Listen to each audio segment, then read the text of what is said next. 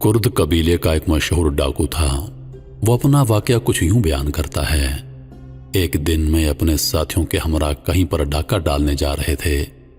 रास्ते में हम एक जगह कुछ वक्त के लिए आराम करने के लिए बैठे तो हमने देखा कि 3 खजूर के दरख्त हैं। उनमें 2 फलदार और एक बिल्कुल खुश्क है। एक चिड़िया बार बार आती है और फलदार दरख्तों पर से तरोताज़ा खजूर अपनी चोंच में लेकर खुश्क दरख्त पर जाती है। हमें यह देखकर ताजुब हुआ। मैंने 10 मरतबा उस चिड़िया को यूं खजूरें ले जाते हुए देखा तो मुझे तजस्सुस हुआ कि उस पर चढ़कर देखूं कि ये चिड़िया उस दरख्त में जाकर क्या करती है।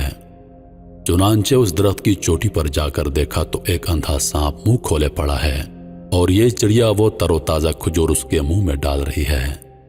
मुझे ये देखकर इस कदर इबरत हुई कि मैं रोने लगा। मैंने कहा, मेरे मौला, ये सांप जिसके मारने का हुक्म तेरे नबी अलैहिस्सलातु वस्सलाम ने दिया, जब ये अंधा हो गया तो तूने इसको भी रोजी पहुंचाने के लिए चिड़िया को मुकर्रर कर दिया।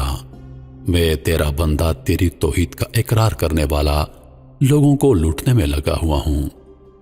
यह कहने पर मेरे दिल में डाला गया कि मेरा दरवाजा तौबा के लिए खुला हुआ है।